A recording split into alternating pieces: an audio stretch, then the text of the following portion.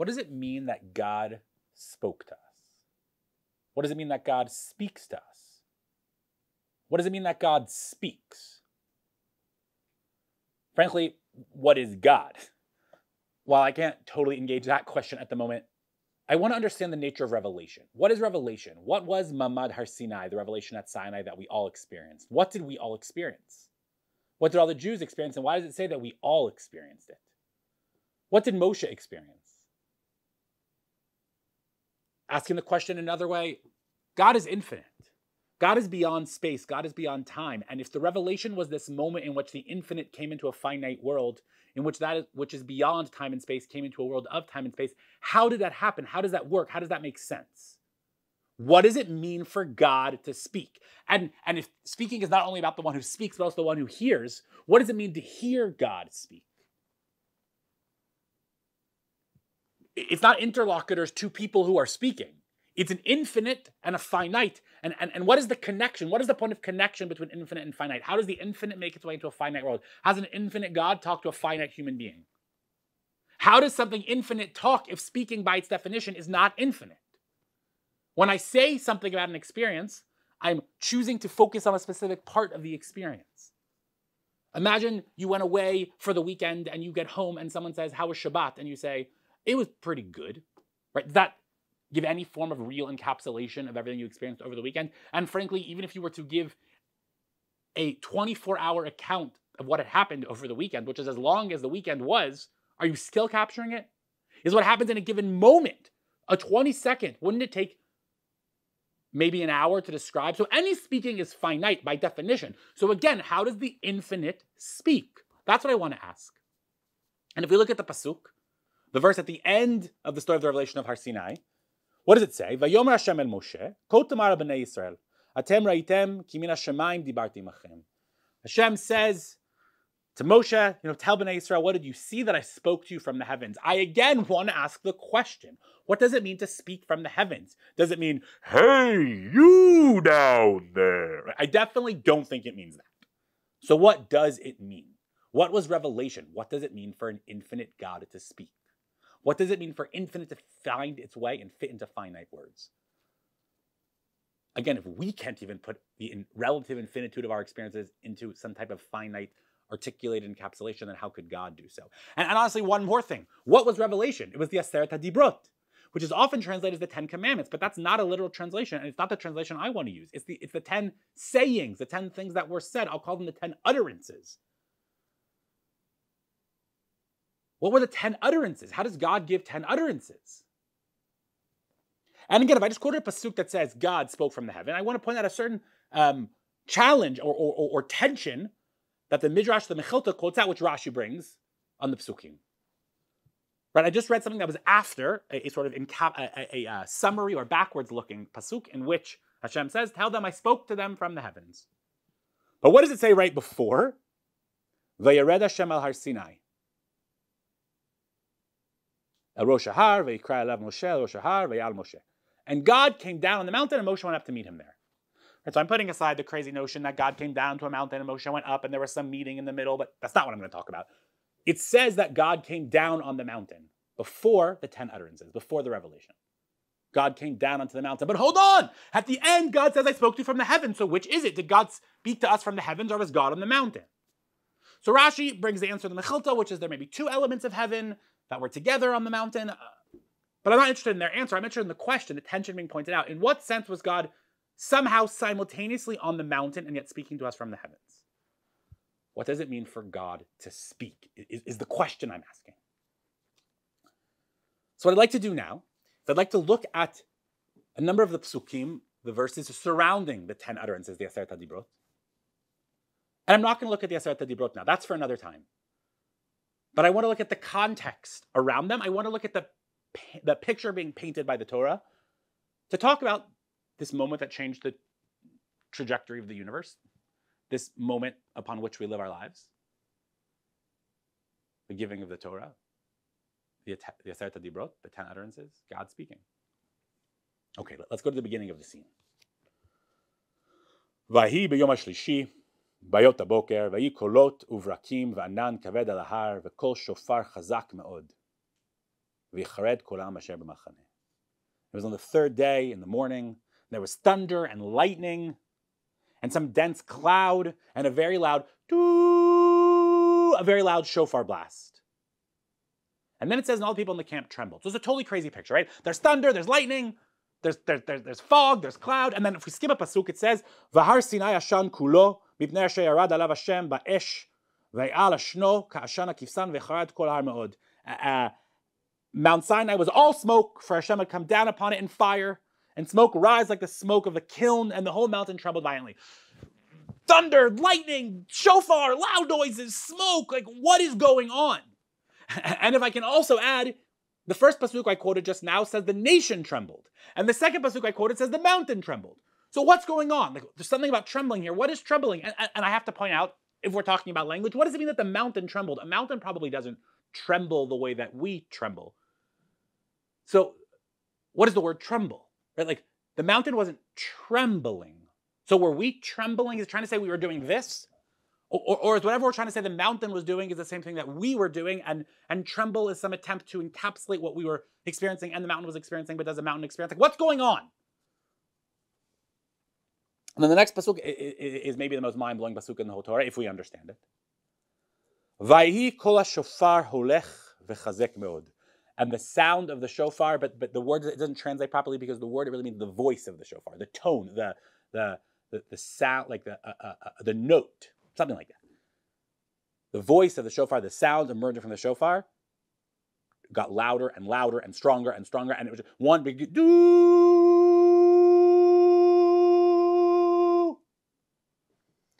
Moshe yidaber, Moshe spoke, v'Elohim ya'anenu b'kol, and God answered in a voice. Now the commentators immediately jump on the fact that let me say the pasuk in full. For kol, I'm going to use the word voice. The voice of the shofar got loud, Moshe spoke, and God answered in a voice. The word voice is there twice. So is it the same voice or different voices? And the commentators have to sort of grapple with that, right? There was a loud voice of the shofar, and God spoke. Sorry, there was a loud voice of the shofar, and Moshe spoke, and God answered in a voice. So one way to understand it is the shofar blast was so loud and intense that God had to sort of be sure to overcome that to be heard.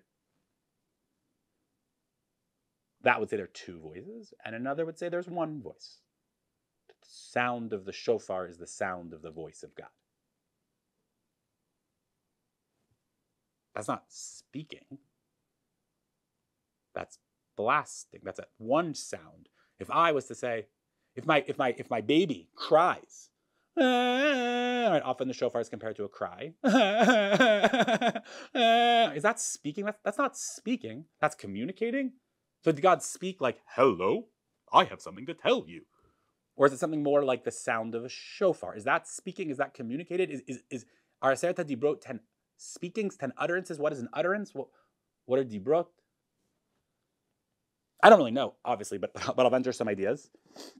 Okay, and then I'm going to skip a little bit, and then essentially there's a bit of a back and forth.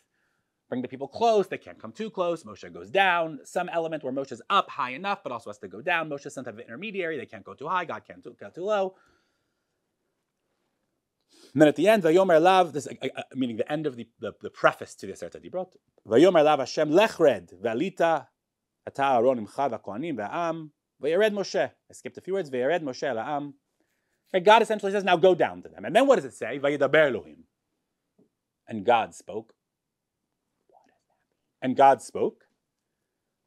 What does it say more specifically? Vayidaber Elohim et kol hadvarim ha'ela limor. And God spoke, saying all of these things. Saying. And God spoke, saying all of these things. But the language is difficult here. It's hard to translate. Vayidaber Elohim et kol hadvarim ha'ela. And God uttered all of these utterances. There you go. That's a better translation. And God uttered all of these utterances.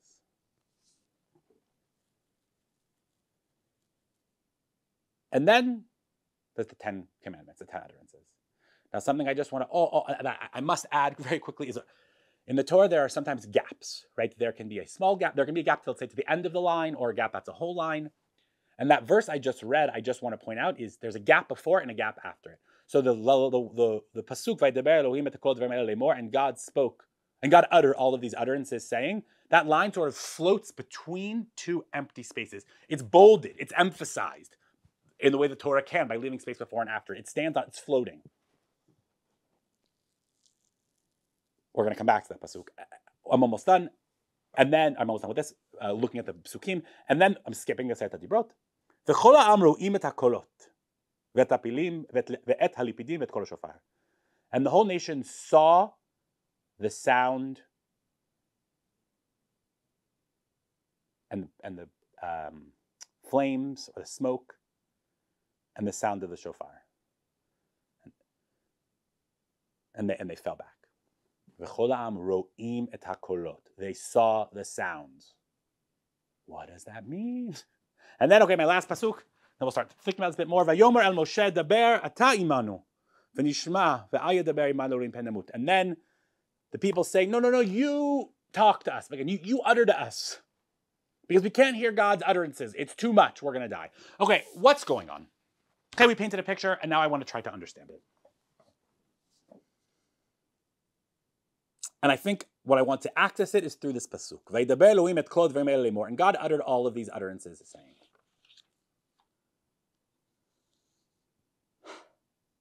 Rashi, unbelievable on the pasuk.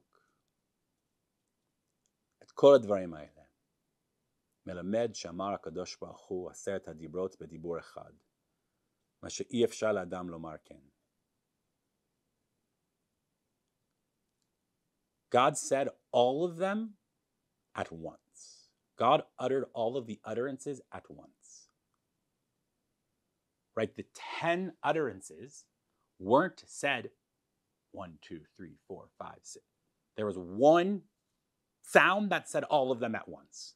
God said all of them at once, saying, or something. I don't know. Obviously, it's beyond my capacity. It was Moshe's capacity. And now, the Rambam in More Nevuchim, Maimonides in the Guide to the Perplexed, in book 2, section 33, he's sort of grappling with this question. Hold on, everybody can't have prophecy. So how did everybody have the revelation experience?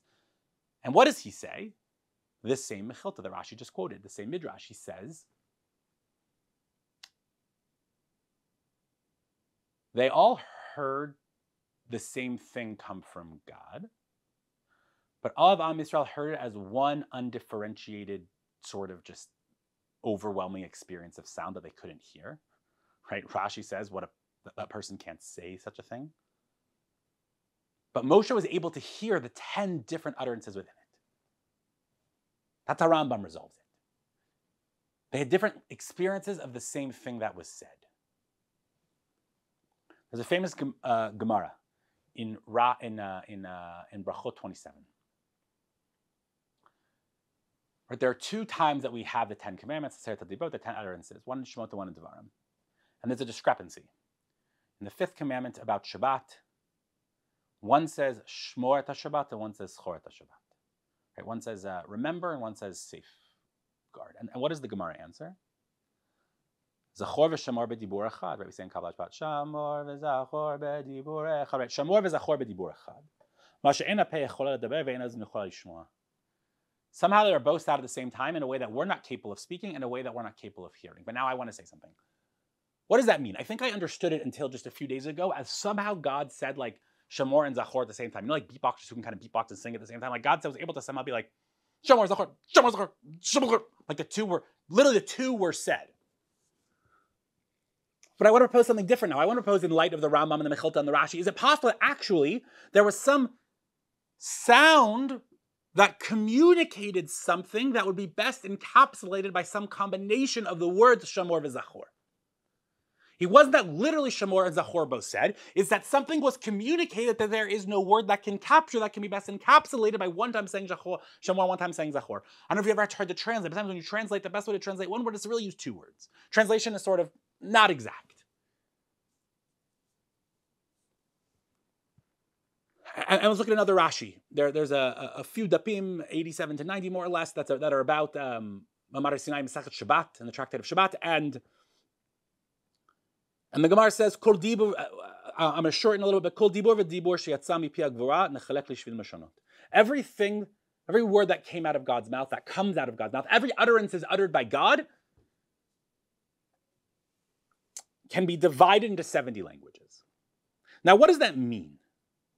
Given that there is no exact translation, that the same words in multiple languages, different connotations, maybe there's an element I want to propose that sort of whatever it is that God's trying to communicate would sort of be best encapsulated by the combination of 70 different ways of trying to say it. The same experience can be spoken about 70 times, or something like that. And then the Gemara continues. Time to Rabbi Ishmael. Right, Rabbi Ishmael talks on the school. Rabbi Ishmael talks about a pasuk in Yirmiyahu, ukipatish yifsot sela, like a hammer that shatters a rock. What does it mean, like a hammer that shatters a rock? Ma patish ze nechalak lakama nitzatzot. Just like when a hammer breaks a rock and it sends 70 shards in all directions. So every utterance that comes out of God's word can be broken into 70 shards. Are the 70 different shards, they together make up what was said? I don't know. It's an interesting question. But at least on some level, something being communicated, something being said here is that whatever it was that God said and when God said and when God spoke, it is beyond the encapsulation that can be put into any languages, any one language. And now we have to get into an interesting question: what is Lashon HaKodesh, and why was Revelation in Hebrew? What is it about Hebrew? And obviously, the original language that it's understood by through Moshe has some elevated value, or something like that. But there is some notion here, at least, that there's no direct encapsulation. 70 different ways. There are 70 faces of the Torah. The same psukim can be understood in 70 ways, but not 71, not infinite ways. Not like every single utterance, not like every single sound, not every single experience can be explained in an infinite number of ways, but can be explained in a lot of ways. Or maybe an infinite way and a shorter infinite, not the bigger infinite. 70, but not 71. 70 is obviously typological. The 70 nations, right? 70, some combination of 7 and 10, but I won't get into that now. And there's some element or some sense in which that which was communicated transcends being said in one way and is best encapsulated in 70 different ways. And now I want to offer a midrash. The midrash asks about Tehillim. That it says, so first of all, it asks the question, Hashama am kol Elohim? What would it mean for God to hear? Sorry, what would it mean for Am Yisrael to hear God? Basically the question I started with.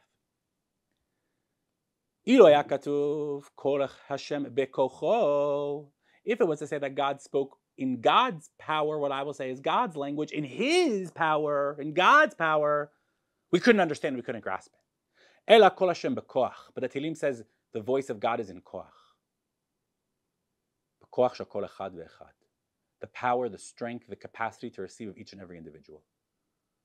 The young hear in a certain way, and the old hear in a certain way. And the strong hear in a different way. Amar Kadosh Baruch Hu Yisrael, lo bishvil sheshamatem kolot harbe tiyu sfurin shemelot harbe yesh b'shamayim ela tiyu yodim shani Hashem lokecha. Different people are going to hear different things. Doesn't mean I'm saying different things or there are different gods. It's one God saying all of the things. Each person is receiving that. Every person is receiving that which God says in the voice that they're able to hear it. As crazy as it sounds, this midrash, for those of you who have seen Harry Potter, Voldemort, I think Harry Potter 7.2, if I'm not mistaken, there's that scene where everyone goes crazy because they're hearing Voldemort in their head. Right? The midrash is basically saying everybody heard God's voice in his own head, which is said in other places as well, that at Har Sinai, everybody heard God in their own voice. Does it mean that they all heard the same words in like their voice in their head? Or does it mean that each sort of heard a different perspective on that which was said? So is that which was said words or something beyond? If I summarize what I said until now, and we're getting towards the end, but if I summarize what I said until now, and God uttered all of these utterances. And Am Yisrael just heard one overwhelming utterance. And then they needed Moshe to break it down for them. And Moshe went back and said, oh, these are the 10 things that God said. Because what does it mean for God to speak? What does it mean for the infinite to come into a finite world? It can't be encapsulated in language, but nonetheless, all we have is language. So there's a sort of give and take being presented here. Because on the one hand, God is having to God is having to contract into language, which on the one hand sounds terrible and unpleasant and like unnecessary. Why do this? But on the other hand, the answer to my question, how does God speak? How does an infinite God come into a finite world? The answer is through language. Because on the one hand, language is that which limits, but also without language, there's no way to have access. The people didn't understand anything.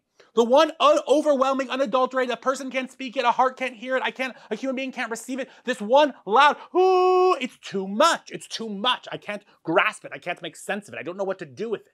So an infinite makes it into the finite world through specific words, through specific languages, through specific utterances, through specific ways of breaking it down. But now each way that you break it down is not the whole thing. So there's something beautiful about it and something limiting about it, because on the one hand, without the breaking down, I have no access. But once I've broken it down, I've limited it. So there are 70 ways to break it down. There are 70 ways to make sense of it. But somehow it's all of them together. And the truth is, I envision it like an hourglass. The infinite made its way into a finite saying. But through that finite saying, which can be understood in 70 ways, I burst back out. God is beyond any utterance. But the only way God can communicate with us, that we can receive, is by Moshe translating into utterances, is through the Torah, is through specific words. But those words are so far from the infinite. But they're the opening back into the infinite. Every pasuk in the Torah can be interpreted 70 ways. Why can it be interpreted 70 ways? Because the fact that it's a pasuk made up of words, in Hebrew, the word hagdara definition means a fence. You fence off, you limit an experience. The infinite God that's coming into psukim that is so unbearably limiting, that it so breaks at what God is. And yet our only access to God is through the psukim, because they are a limitation. But they're a limitation which can be interpreted in so many ways that expands back. The infinite gets broken down into a specific one of the Aseret HaDibrot, into Shamor or Zachor. But then we can interpret it in 70 ways, which bursts it back out. And if I skip to the Zohar says, Rabbi Yossi Patach, V'zot Torah asher sam Moshe lifnei bnei Yisrael. And this is the Torah that God put in front of, that Moshe put in front of Israel. Like, what does it mean? Like, what is the Torah? What does it mean for Moshe to put something divine in front of Israel? Bovre, come see. Divrei Torah kdoshim hem. Elyonim hem. Metukim hem. The words of Torah are holy. They're elevated. They're sweet. More desirable than gold, than fine gold, sweeter than honey. And let this be the last thing I say. The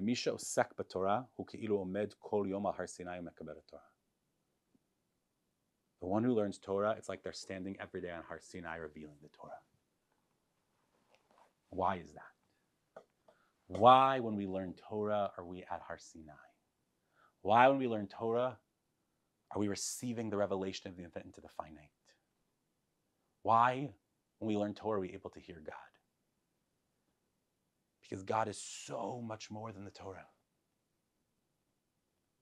But also, but also the Torah and God are one and the same. God is so beyond it. God is the call of the shofar. God is the one loud sound. God is beyond any encapsulation or comprehension. But God revealed to us specific words. Moshe, I guess, had the infinite experience, but we're not Moshe. We have the way he broke it down into 10 utterances that we can understand. So the infinite is broken down. But those things that it was broken down into expand back infinitely. So when we learn Torah, when we learn that which was revealed, what was revealed? What revealed was but Moshe was able to break down that into Aseret HaDibrot, and from there, of course, to the Torah and Torah Shebechtav and Torah Sheba'al Peh, and the story goes on. But when we learn Torah, we're learning encapsulations of the infinite God. But when we learn them and we bring ourselves to them and we hear them in the way that only we can hear them, because each person learns Torah differently, we're expanding them back out. How does the infinite make its way into the fine world? Through speaking, through words, through the Aseret HaDibrot. Moshe had the infinite experience. He broke it down for us into limited experiences. Now us, thousands of years later, read the Psukim, read the Torah. We're the limited words. But when we learn them, and we learn how others learned them, we expand them back out into the infinite, and we hear them in the unique way that we can. Therefore, each person at Har Sinai is uniquely hearing the voice of God. Each person who learns Torah is at Har Sinai uniquely hearing the voice of God.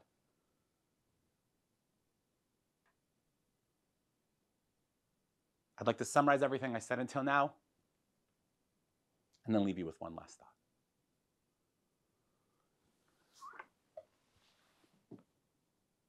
It's totally beyond comprehension that God could speak. And yet the only way God can connect to us is through speaking. God speaking is beyond our capacity to hear because it contains so much. But once it gets broken down into words that we can hear, we can expand it back. And therefore, it is the one that learns the Torah that merits to hear God.